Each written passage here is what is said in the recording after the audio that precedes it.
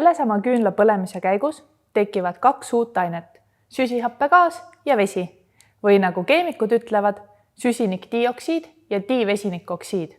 Need mõlemad ained kuuluvad oksiidide aineklassi, mida me nüüd koos õppima hakkame. Oksiidid on ained, mis koosnevad 2 elemendist, millest üks on hapnik. Oksiide saame me jaotada metallioksiidideks ja mittemetallioksiidideks. Metallioksiidide korral on hapnik seotud metallilise elemendiga ning mittemetallioksiidi korral on hapnik seotud mittemetallilise elemendiga. Kas sa arvad, et oksiidide olemus on sul nüüd selge? Kohe saad kontrollida. Leia järgnevast loetelust minuti jooksul üles 5 erineva oksiidi valemid. Läks!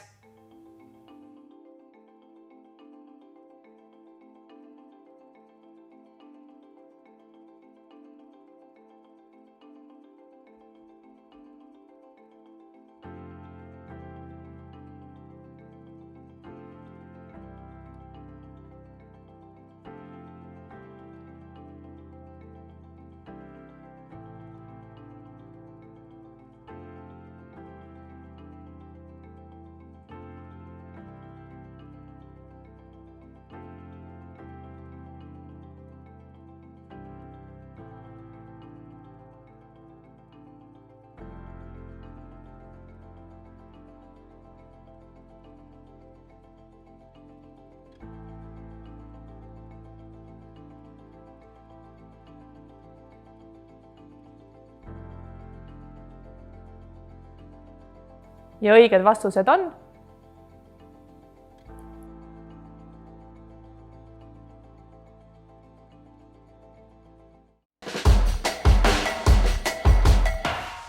nii, nagu sinul on nimi, on ka kõigil ainetel keemias oma kindel nimetus. Selle jaoks, et me saaksime üksteisest samamoodi aru, kasutatakse ainete nimetamisel kindlaid reegleid ehk nomenklatuuri. Oksiididele nimetuse andmise korral eristatakse metallioksiidide ja mittemetallioksiidide nimetuste moodustamist. Metallioksiididele nimetuse andmise puhul öeldakse kõigepealt ära metall,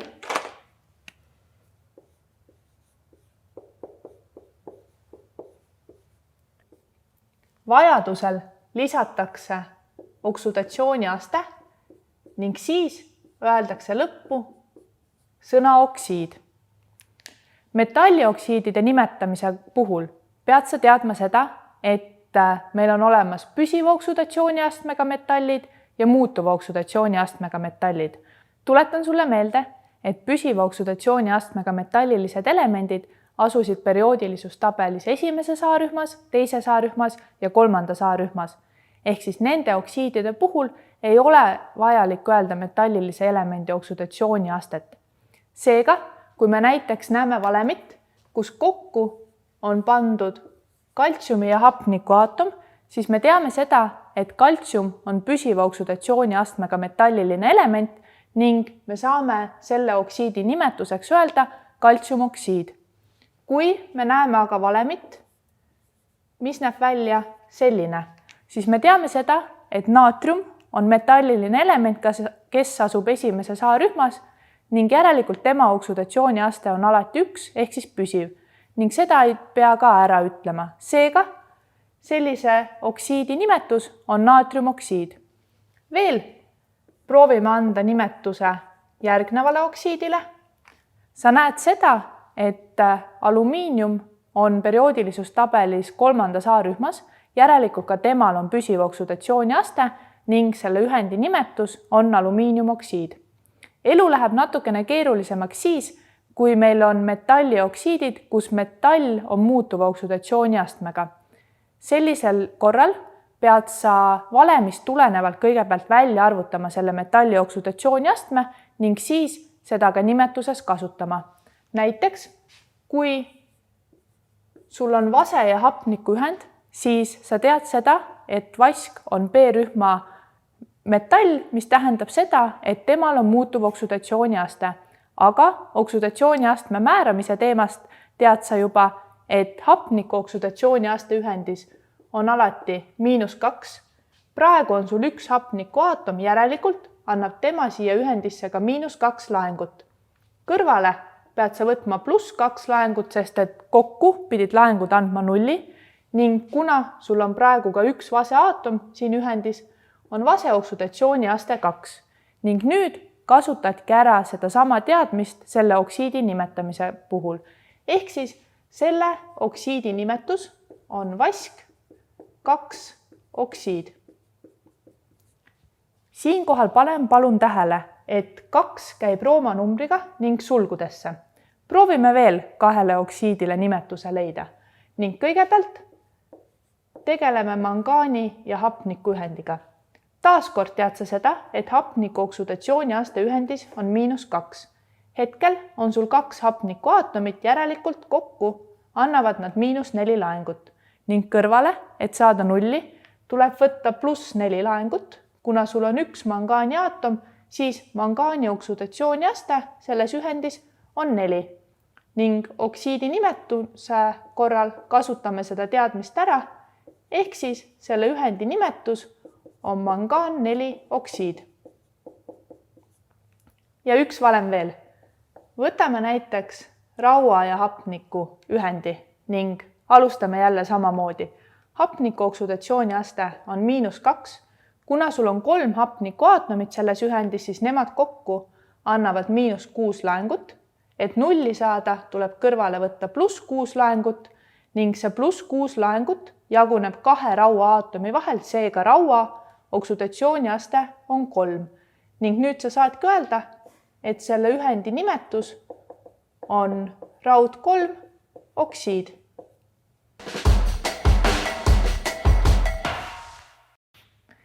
Mittemetallioksiidide nimetamisel kasutatakse eesliiteid. Sinu jaoks on oluline teada eesliiteid 10-ni. 1 on mono, 2 on dii, 3 on trii, 4 on tetra, 5 on penta, 6 on heksa, 7 on hepta, 8 on okta, 9 on nona ning 10 on deka. Nii nagu aatomi indeksisse ei kirjutata ühte, ei kasutata tavapäraselt ka eesliidet mono. Nagu eesliide sulle juba vihjab, tuleb see kirjutada selle keemilise elemendi komponendi ette, kelle juures indeksis sa teda näed. Ehk siis, kui meil on näiteks toodud selline mittemetallioksiid, siis sa näed, et ta koosneb 1 süsinikuaatomist ning 2 hapnikuaatomist. Järelikult selle hapnikku iseloomustava osa ette tuleb võtta 2 eesliide ehk siis dii ning selle ühendi nimetus ongi süsinikdioksiid. Kui sul on aga selline aine, mis koosneb 2 lämmastikuaatomist ja 5 hapnikuaatomist, siis lämmastiku osa ette tuleb dii ja hapniku osa ette tuleb penta. Seega selle ühendi nimetus on diilämmastik pentaoksiid. Ning kui sul on näiteks ühend, mis koosneb 1 väävliaatomist ja 3 hapnikuaatomist, siis selle ühendi nimetuseks saad sa vääveltrioksiid.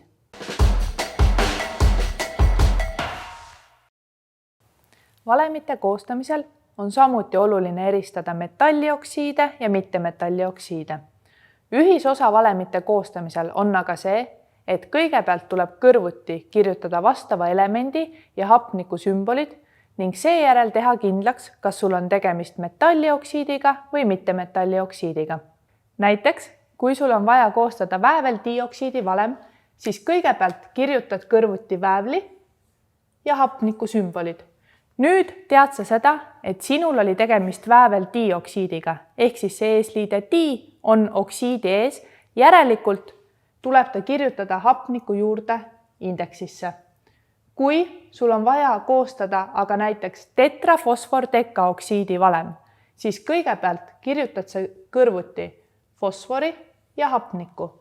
Nüüd tead sa seda, et sul oli tetrafosfor ehk siis tetra oli meil 4 kohta käiv eesliide, järelikult fosforit on 4 aatomit ning deka oli 10 kohta käiv eesliide, järelikult hapnikku on 10 aatomit ning tetrafosfordekaoksiidi valem ongi sul ilusti ära toodud. Ning viimaseks proovime koostada süsinikoksiidi valemi. Kõigepealt kirjutame süsiniku ja hapniku kõrvuti ning kuna sul oli vaja koostada süsinikoksiidi valem, siis seal ei olnudki mitte ühtegi eesliidet, selle kohta võiks öelda ka süsinikmonooksiid, aga süsinikoksiidi valem jääbki nii. Metallioksiidide valemite koostamisel kirjutatakse samamoodi kõigepealt kõrvuti metalliline element ja hapnik ning seejärel tasakaalustatakse valem. Selle jaoks on sul vaja võtta appi oksudatsiooniastmed. Kui me kõigepealt tegeleme selliste metallioksiididega, kus metallil on püsiv oksudatsiooniaste, siis proovime kõigepealt koostada näiteks magneesiumoksiidi valemi. Seega kõigepealt kirjutame kõrvuti magneesiumi ja hapniku sümbolid. Nüüd paneme üles kirja oksudatsiooniastmed. Hapniku oksudatsiooniaste ühendis on -2 ning kuna magneesium on teise A-rühma element, on tema oksudatsiooniaste 2. Siit näed sa, et praegusel juhul on juba laengud tasakaalus ning magneesiumoksiidi valem jääbki nii. Proovime aga koostada liitiumoksiidi valemi. Kõigepealt kirjutame kõrvuti liitiumi ja hapniku sümbolid. Siis märgime hapniku kohale oksudatsiooniastme -2 ning liitiumi oksudatsiooniaste ühendis on 1, kuna tegemist on esimese A-rühma elemendiga. Siit näed sa aga seda, et laengud sulle kohe 0 ei anna. -2 pead sa kõrvale saama +2 laengut, järelikult tuleb liitiumi aatomeid võtta 2 tükki ning liitiumoksiidi valem on seega paigas. Proovime koostada ka kaaliumoksiidi valemi. Kõigepealt kirjutame kaaliumi ja hapniku kõrvuti. Hapniku oksudatsiooniaste ühendis on -2 ning kaalium on esimese A-rühma element, järelikult tema oksudatsiooniaste ühendis on 1. Ning samamoodi nagu juba liitiumoksiidi korral näed sa seda, et 2 miinuslaengule tuleb kõrvale võtta 2 plusslaengut, järelikult sul on vaja 2 kaaliumiaatomit. Kui sul on tegemist aga sellise oksiidiga, mille koostises on muutuva oksudatsiooniastmega metall, siis see oksudatsiooniaste öeldakse sulle juba nimetuses ära ning seda tuleb lihtsalt õigesti kasutada. Näiteks raud 2 oksiidi valemi koostamise jaoks kirjutad sa kõigepealt kõrvuti rauaatomi ja hapniku. Nüüd tead sa seda, et raua oksudatsiooniaste oli 2, sest tegemist on raud 2 oksiidiga ning hapniku oksudatsiooniaste on -2. Järelikult praegu on sul laengud juba tasakaalus ning raud 2 oksiidi valem jääbki nii. Proovime aga koostada kroom 3 oksiidi valemi. Selle jaoks kirjutame kõigepealt kroomi ja hapniku kõrvuti.